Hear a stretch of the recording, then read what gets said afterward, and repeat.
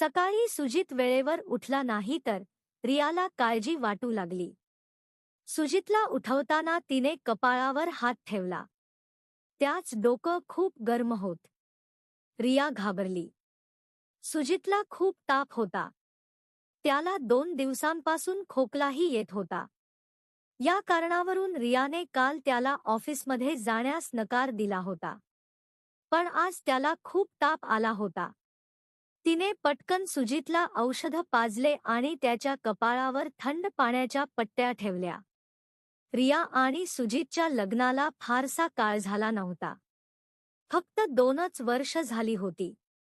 गेल्या वर्षीपर्यंत सासरची मंडळी एकत्र राहत होती.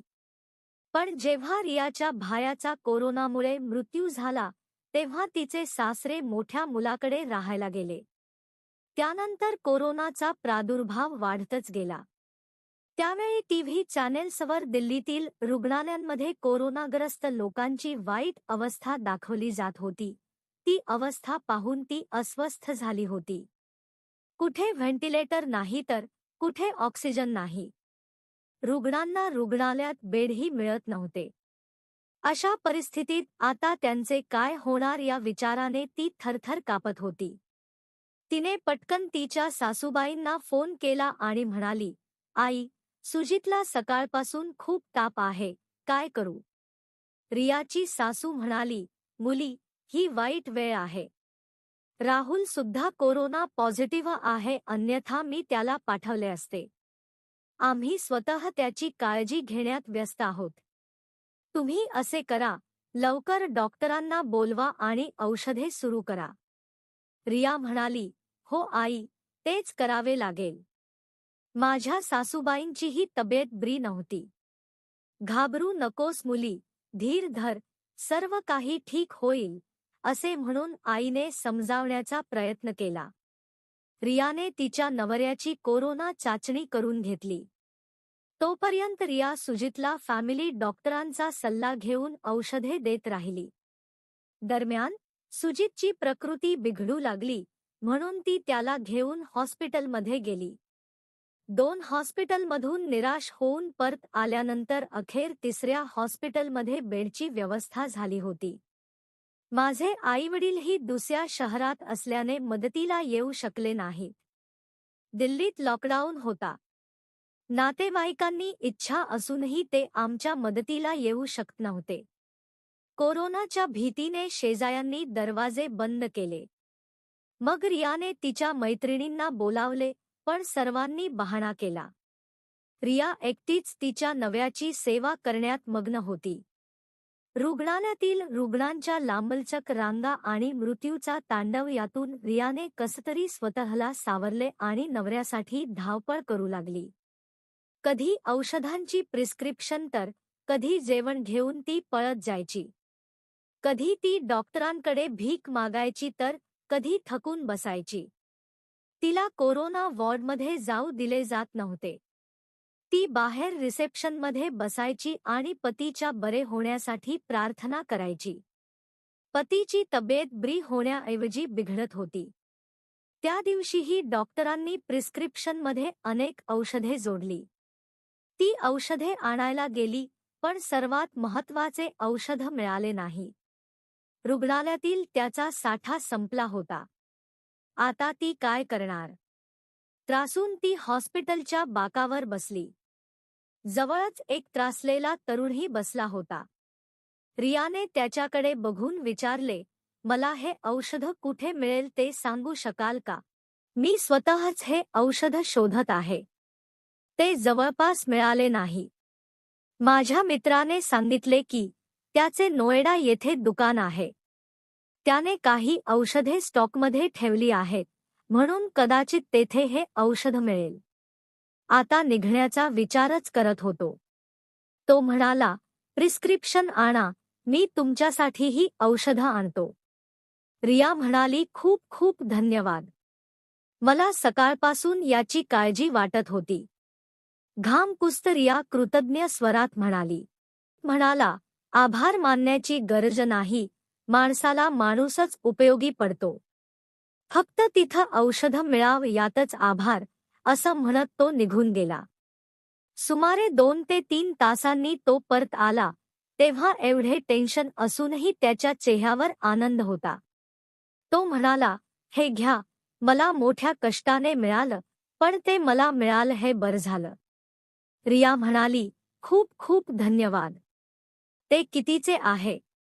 रियाचा चेहराही उजळला. रोहित म्हणाला, "अरे नाही, पैशाची गरज नाही.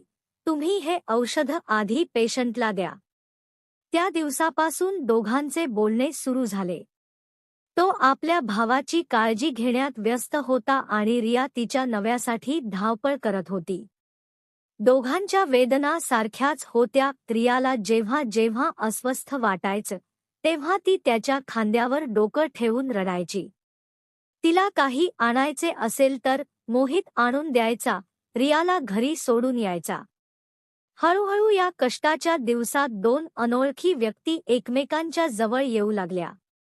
त्यांच्यात एक विचित्र आकर्षण होतं, जे त्यांच्यातलं नातं आणखी घट्ट करत होतं. एके दिवशी सुजितची ऑक्सिजनची पातळी लक्षणीयरित्या कमी झाली. रुग्णालयात ऑक्सिजन सिलेंडर नव्हता. त्यानंतर मोहितने ही जबाबदारी स्वतःवर घेतली. कडाक्याच्या उन्हात दिवसभर रांगेत उभे राहिल्यानंतर अखेर तो ऑक्सिजन सिलेंडर घेऊन परतला. त्या दिवशी रियाने विचारले की, "तू माझ्यासाठी इतकं का करतोय? माझी इतकी काळजी घेतोस, पण का?" यावर म्हणाला, "तुझ्या वेदना मी चांगल्या प्रकारे अनुभवू शकतो. तुझे दुःख पाहून मला वाईट वाटते.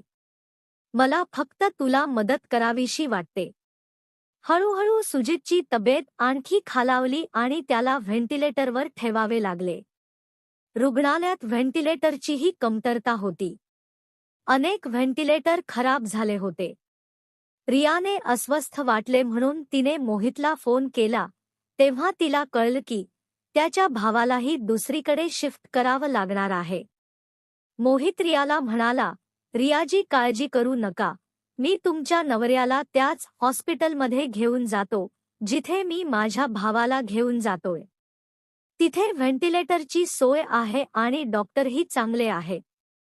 मोहितने तिचे सांत्वन केले आणि नंतर लवकरच शिफ्टिंगची सर्व व्यवस्था केली. संध्याकाळी सर्व काही निवळल्यावर मोहितचा हात धरून रिया अश्रू ढाळत एवढंच बोलू शकली, "तू नसतास तर काय झालं असतं माहीत नाही." यावर म्हणाला, "मी नसतो तर दुसरा कोणी असता. चांगल्या लोकांना मदत करण्यासाठी नेहमी कोणीतरी धावून येत असतं. तसे नाहीये मोहितजी. मी माझे मित्र, शेजारी, ओळखीचे सगळे पाहिले आहेत. या कठीण प्रसंगी माझ्या पाठीशी कोणीच उभं राहिलं नाही. फक्त तुम्हीच आलात, ज्याला मी 5-6 दिवसांपासूनच ओळखत आहे.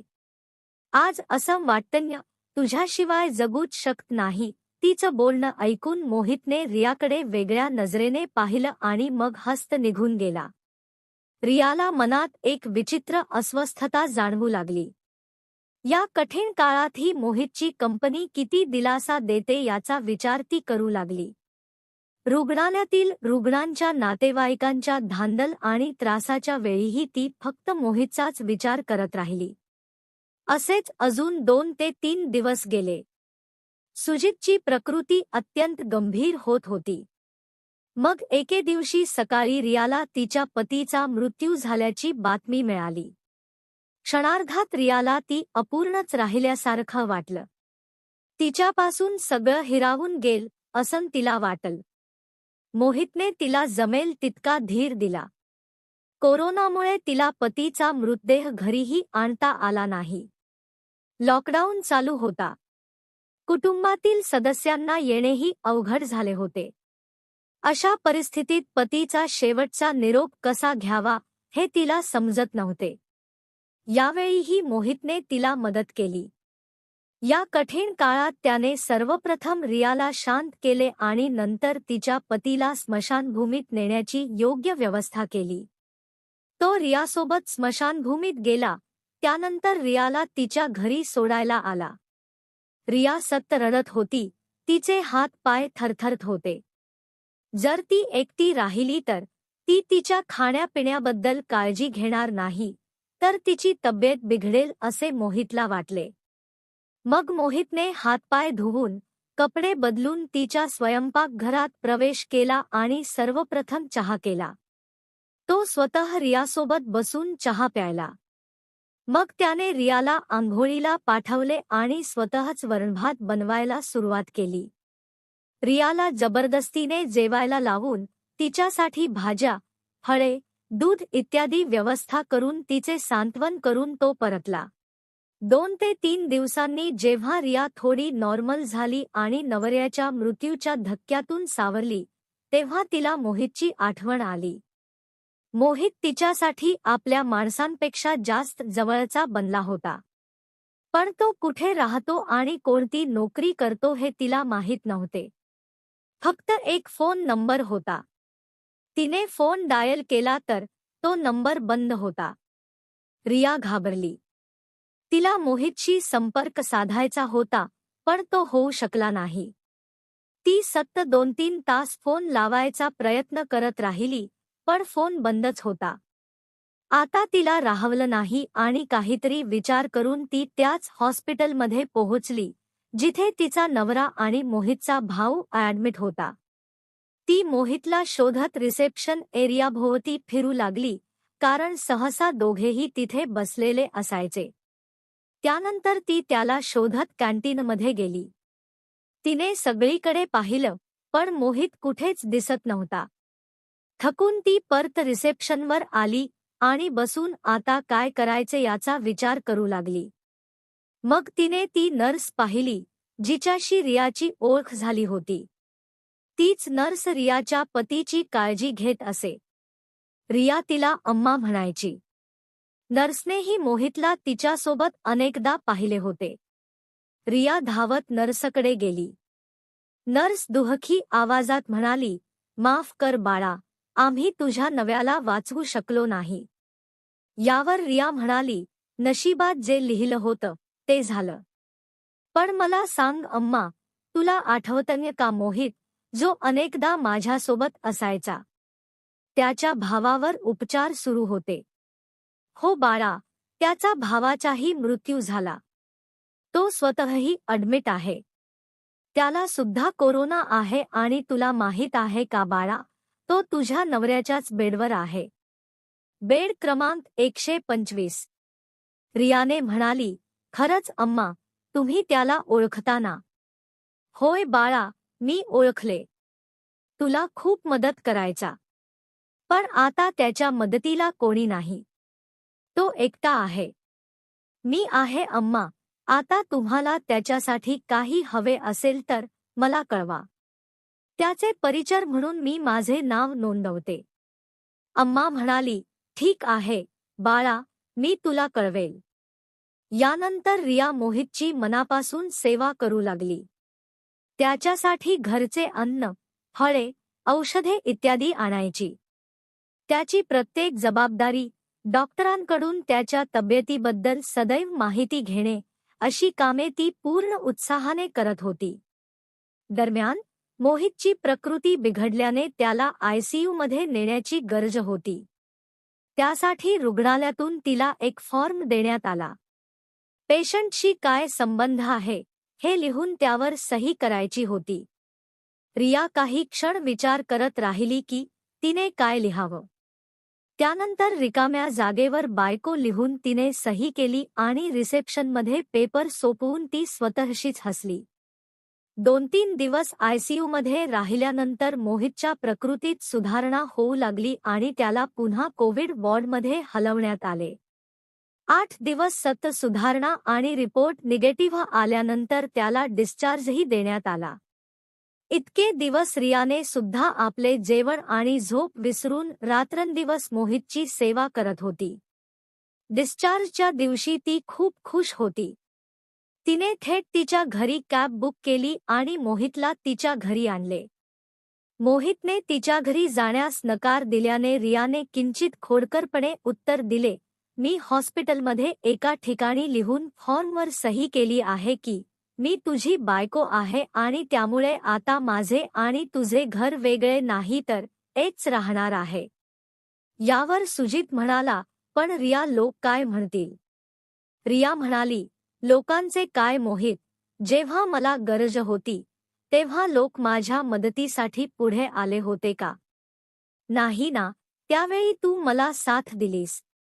आता माझी पाळी आहे. काय चुकीचं आहे त्यात?